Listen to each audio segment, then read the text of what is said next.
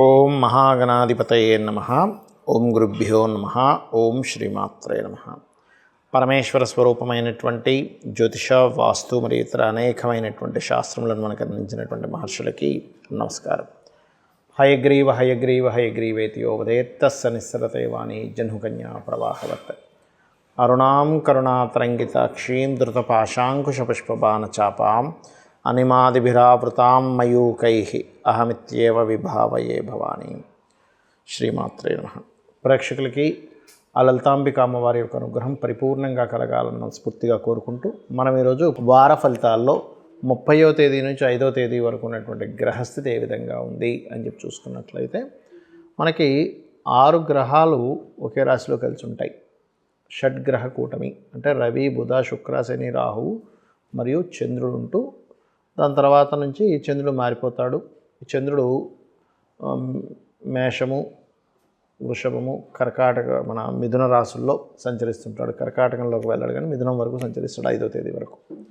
అదేవిధంగా గురువు, కుజుడేమో గురువు వృషభంలోని, మిథునంలో కుజుడు, కేతు వచ్చేసి కన్యారాశిలో సంచరిస్తున్నాడు. ఈ యొక్క గ్రహస్థితిని అనుసరించి ద్వాదశ లగ్నముల వారికి, లగ్నం తెలియని వారికి, రాశుల వారికి ఏ విధంగా ఉండబోతుంది, వీరు చిన్న చిన్న విషయాల్లో ఇబ్బంది పడకుండా ఉండడానికి ఎటువంటి పరిహార మార్గములు చేసుకోవాలి, మరియు ఏ దేవతారాధన, ఏ గోవుకి ఎటువంటి పదార్థం తినిపించాలి, ఏ గ్రహం దగ్గర దీపారాధన చేసుకుంటే ఇబ్బంది రాకుండా ఉంటుంది అనేటువంటి విషయాలు చెప్తుంది నేనైనప్పటికీ కూడా చెప్పిస్తుంది సాక్షాత్ లలిత అమ్మవారిగా భావిస్తూ ఒక్కొక్కటి మనం తెలుసుకుందాం. వృషభ లగ్నము, వృషభ రాశి. వృషభంలో కనుక చూసుకున్నట్లయితే లగ్నంలో గురువు యొక్క సంచారము, లాభస్థానంలో మీకు అధిక గ్రహాలు ఉన్నందుకు చాలా మట్టుకు లాభాలు, బిజినెస్ వ్యాపారం చేస్తున్నా లేకపోతే ఏదైనా ఒక ప్రయత్నం చేస్తూ సక్సెస్ అవ్వాలని చెప్పి చేసేటువంటి ప్రయత్నము ఫలిస్తుంది. అదేవిధంగా వివాహం కోసం ప్రయత్నం చేసేటువంటి వారికి 2, 3 తేదీలు చాలా అనుకూలిస్తాయి. 2, 3 తేదీల్లో మీరు ఏదైనా వివాహ ప్రయత్నాలు చేశారు, మాట్లాడారు, తొందరగా అనుకూలించేటువంటి కాలం వృషభ రాశి వారికి ఉంది. అలాగే ఈ యొక్క వారంలో ప్రధానంగా మీకు 12వ స్థానాధిపతి నీచపొందుతున్నాడు కాబట్టి 3వ తేదీ నుంచి నీచపొందుతున్నాడు కాబట్టి 3వ తేదీ నుంచి మీరు ఏదైనా అగ్రిమెంట్స్ చేసుకోవాల్సినవి ఏమైనా ఉన్నా కూడా 3వ తేదీ లోపలే చేసుకోండి. 3వ తేదీ వచ్చింది అంటే మరలా మీకు అది నీచభంగ రాజయోగాలు ఉన్న రోజులు మాత్రమే చేయాల్సి వస్తుంది. అంటే ఏమిటి, మేషంలో చంద్రుడు సంచరించేటప్పుడు కానీ, లేదా కర్కాటకంలో కానీ, లేనట్లయితే తులలో కానీ, మకర కుంభాల్లో చంద్రుడు సంచరించేటప్పుడు మాత్రమే అగ్రిమెంట్ చేసుకోవాలి. 3వ స్థానంలో ఉండేటువంటి కుజుడు యొక్క ప్రభావం వల్ల అనవసరంగా అగ్రిమెంట్స్ వల్ల గొడవలు వస్తాయి లేనట్లయితే. అలాగే ప్రాపర్టీస్ కొనేటప్పుడు కూడా కాస్త చూసుకొని కొనుగోలు చేయండి.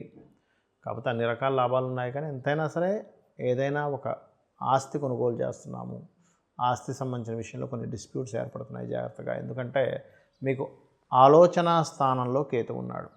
కేతు ఆలోచనా స్థానంలో ఉన్నప్పుడు కొన్నిసార్లు ఉద్రేకపూరితమైనటువంటి నిర్ణయాలు తీసుకోవడం జరుగుతూ ఉంటుంది. కాబట్టి ఈ విషయంలో జాగ్రత్తగా ఉండండి. లోన్స్ లభిస్తాయి. ఇందాక నేను చెప్పినట్టుగా 2, 3 తేదీలు మీకు వివాహ సంబంధాలు కుదరడానికి చాలా బాగుంది. అదేవిధంగా కొంచెం ఓవర్ ఫ్యాట్ లేనట్లయితే కొలెస్ట్రాల్ ఉన్నటువంటి వారికి కాస్త హెల్త్ రిలేటెడ్ సంబంధించిన విషయంలో కొద్దిగా జాగ్రత్తగా ఉండండి. చేసేటువంటి ఉద్యోగంలో ఎదుగుదల, ప్రమోషన్స్ ఇటువంటివి యోగ్యవంతంగా ఉంది. అయితే మీరు కాస్త కుజుడు 3వ స్థానంలోకి వెళ్ళి నీచ పొందుతున్నాడు కాబట్టి ఎవరితోనైనా కమ్యూనికేట్ చేసేటప్పుడు, అగ్రిమెంట్స్ రాసేటప్పుడు ముఖ్యంగా కుజహోరలు, మంగళవారాలు అవాయిడ్ చేయండి. ఇక మీరు చేయవలసినటువంటి దేవతారాధన ముఖ్యంగా 3లో కుజుడు ఉన్నప్పుడు అనవసరమైన గొడవలు వస్తూ ఉంటాయి. దానికి మీరు లలితా సహస్రనామాల్లో ఓం కర్పూర బీటి కామోద సమాకర్ష దిగంతరాయై నమః అని నామస్మరణ చేసుకుంటే గొడవలు అనేటువంటివి తగ్గుతాయి. అదేవిధంగా కుజ, కేతు, రాహు గ్రహాల దగ్గర దీపారాధన చేయండి. కాస్త గోవులకి బెల్లము, క్యారెట్స్, గ్రాసం తినిపించండి. అన్ని విధాలు బాగుంటుంది. చాలామందికి గోచార గ్రహాలు మాత్రమే ఫలితాలు ఇస్తాయా, మరి జన్మజాతకం పరిస్థితి ఏమిటి అని సందేహం కలుగుతూ ఉంటుంది. ఇక్కడ ఒక విషయం గుర్తుపెట్టుకోవాల్సింది ఏంటంటే గోచారము అనేటువంటిది కాలము లాంటిది. మనకి చూడండి, ఇప్పుడు వర్షాకాలము, ఎండాకాలము, చలికాలము, కాలం మార్పును బట్టి వాతావరణం ఎలా మారుతుందో అలా అనమాట. కానీ వీళ్ళల్లో కనుక ఎబిలిటీ ఉంటే, అంటే చలికి తట్టుకునే శక్తి ఉందనుకోండి, చలికాలం వచ్చినా ఏమీ కాదు. కొంతమందికి చూడండి చలికాలం లేదా వర్షాకాలంలో కొంచెం వర్షంలో తడవగానే జలుబు వచ్చేస్తుంది, అంటే వీళ్ళల్లో స్ట్రెంత్ లేదు, అలాంటప్పుడు వస్తుంది. మరి కొంతమందికి వర్షంలో ఎంత తడిచినా జలుబు రాదు, అంటే ఏమిటి, వీళ్ళ పర్సనల్గా వీళ్ళ యొక్క శారీరకమైనటువంటి శక్తి ఎంతవరకు ఉంది అనేటువంటిది చూడాలి. ఆ రకంగా అదే విధంగా చూసుకుంటే మీ జన్మజాతకం ఎలా ఉంది, మొట్టమొదటిగా మీ జాతకంలో లగ్నం ఎంతవరకు బలంగా ఉంది. మీకు లగ్నం కనుక బలంగా ఉందనుకోండి, ఎన్ని సమస్యలు వచ్చినా మీరు ఎదుర్కోగలరు. అంటే మీరు పుట్టినప్పుడు సమయం, మీరు జన్మించిన సమయంలో లగ్నము అనేటువంటిది ఉంటుంది. 12 లగ్నాల్లో ఒక లగ్నం ఖచ్చితంగా మీది అయి ఉంటుంది. మనకి రాశి ఎలా చూసుకుంటాం అలా. అందుకే నేను ప్రతిసారి కూడా వార ఫలితాలు, మాస ఫలితాలు లేదా పక్ష ఫలితాలు చెప్పేటువంటి లగ్నం నుంచే చూసుకోండి అంటే, ఎందుకంటే 2 గంటలకు ఒకసారి మారిపోయేది, చాలా యాక్యురేట్గా రిజల్ట్స్ వస్తాయి దానివల్ల. కాబట్టి లగ్నం. అలాగే చాలామంది భయపడుతూ ఉంటారు, ఏమంటే ఇప్పుడు ఏలినాటి శని వస్తుందంట, డబ్బులు రావేమనుకుంటారు. నేను ఒకటే చెప్తాను, ఏలినాటి శని, అర్ధాష్టమ శని, అష్టమ శని వచ్చినప్పుడు మీరు ఎందుకు పనికి రాకుండా పోతారు అనేటువంటిది ఎక్కడైనా శాసనంలో ఉందా? లేదు. మందుడు అని చెప్పారంతే, ఆలస్యం అవుతాయి, కొంత అవమానాలు పడతారనే చెప్పారు. కానీ ఎందుకంటే నేను చాలాసార్లు చెప్పాను, సీఎంలు పీఎంలు కూడా అయ్యారయ్యా ఏలినాటి శనుల్లో, టెన్షన్ పడకండి, పెళ్ళిళ్ళు అవుతాయి, సంతానం కూడా పొందుతారని. కాబట్టి దాని గురించి మర్చిపోండి. మీకు ధనాధిపతి ఎలా ఉన్నాడు, మీ ధనకారకుడు ఎంత బలంగా ఉన్నాడు లేదా బలహీనంగా ఉన్నాడు అనేది తెలుసుకోండి. అది చూసుకొని మీరు ముందుకు వెళ్ళాలి. ఏ రూపంలో ధనం వస్తుంది, మీ ధనాధిపతి అంటే లగ్నం నుంచి 2వ స్థానాధిపతి. అలాగే మీరు ప్రయత్నం చేస్తున్నారు, 3వ స్థానం ప్రయత్నం, లేదా సిబ్లింగ్స్ వాళ్ళతో సహకారాలు ఎలా ఉన్నాయి, లేదా మీరు వాళ్ళకి రుణపడి ఉన్నారా, వాళ్ళు మీకు రుణపడి ఉండడం వల్ల ఇదంతా జరుగుతుందా సిబ్లింగ్స్ విషయంలోనే తెలుసుకోవాలి. ఇదే విధంగా మరి కొంతమంది వాళ్ళ జన్మజాతకాలలో 4వ స్థానాధిపతి ఎలా ఉన్నాడో చూసుకోకుండా ప్రాపర్టీ కొనేస్తారు. మీ జన్మజాతకంలో కనుక 4వ స్థానం వల్లే నష్టాలు ఉన్నాయనుకోండి, ప్రాపర్టీ కొన్నప్పటి నుంచే మీకు డౌన్ఫాల్ స్టార్ట్ అవుతుంది, మళ్ళీ దాన్ని అమ్మేయాల్సి వస్తుంది. ఇలా నేను 4వ స్థానం పాడైన వారి యొక్క జన్మజాతకాలు చూసి, ఏమంటే మీరు పేరు మీద కొనుక్కోవద్దు, మీ జీవిత భాగస్వామి పేరు మీదో లేకపోతే మీ యొక్క సంతానం పేరు మీద కొనుక్కోండి, ఫలానా డైరెక్షన్. అది కూడా ఏంటంటే ఏ జీవి అంటే ఎవరు ఏ పేరు గలవాళ్ళు వాళ్ళ పేరులో ఉండేటువంటి మొదటి అక్షరాన్ని తీసుకొని ఆ మొదటి అక్షరానికి వాళ్ళు ఉండేటువంటి నివాసం ఉండేటువంటి గృహానికి వర్గు నిర్ధారణ అంటే వర్గు క్యాలిక్యులేషన్ చేసి తీసుకోవాలి, అప్పుడు వాళ్ళకి కలిసి వస్తుంది. మరి కొంతమందికి వాళ్ళ పేరు మీద తీసుకోవడం కరెక్ట్ కాదు, అలాంటప్పుడు ఇంట్లో వాళ్ళ పేరు మీద తీసుకోవాలి, అది చూసుకోవాలి జన్మజాతకంలో. అంతేగాని అయ్యో నాకేం కలిసి రావట్లేదు అన్నీ అమ్మేస్తున్నానంటే, ఒక్కొక్కసారి ఈ మీ జన్మజాతకంలో కొనకూడని సమయాలు కొన్ని ఉంటాయి. అదేవిధంగా వివాహం ఏ సమయంలో చేసుకోవాలి, ఎలాంటి భార్య ఎలాంటి భర్త వస్తారు, అదేవిధంగా సంతానం ఏదైనా ఇబ్బందులు ఉంటే ఏం చేసుకుంటే సంతానం క్లియర్ అవుతుంది. పూర్వీకుల ఆస్తులు కొంతమందికి ఉంచుకుంటే మంచిది, కొంతమంది వాటిని అమ్మేసి ఇంకో ప్రాపర్టీ కొనుక్కుంటే మంచిది. 8th హౌస్ ద్వారా తెలుస్తుంది. అదేవిధంగా ఆకస్మిక సంఘటనలన్నీ కూడా 8th హౌస్లో ఉంటాయి. తండ్రి హైయర్ ఎడ్యుకేషన్ ఇవన్నీ 9th హౌస్లో ఉంటాయి.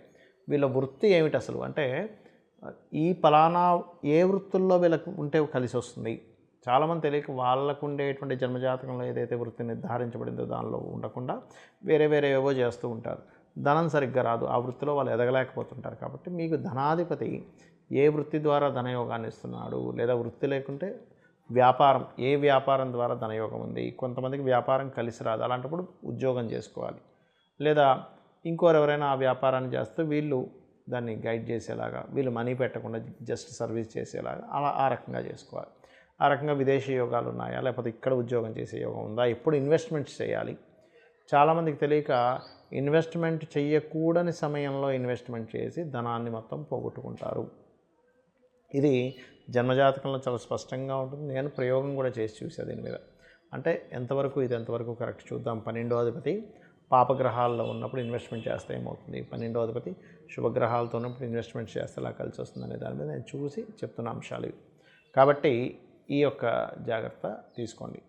ఇక మీరు ఒకటే గుర్తుపెట్టుకోండి, మీ యొక్క జాతకం ఎలా ఉన్నా, గోచారంలో గ్రహాలు ఎన్ని మారినా, ఏ పంచగ్రహ కూటములు వచ్చినా, సద్గ్రహ కూటములు వచ్చినా, లేనట్లయితే ఏది ఎలాగే ఉన్నా కూడా మీరు గుర్తుపెట్టుకోవాల్సిన అంశం ఏమిటి అంటే, అమ్మవారిని నమ్ముకోవడం, ఒక భగవంతుని మీ ఇష్టదైవం ఎవరినైనా సరే నమ్ముకొని మీరు కనుక మీ నిత్య జీవితం, మీ ధర్మంగా మీ పని మీరు ఎక్కడ ఆపకుండా చేసుకుంటూ వెళ్ళిపోతుంటే ఆ యొక్క అమ్మవారి మిమ్మల్ని రక్షిస్తుంది.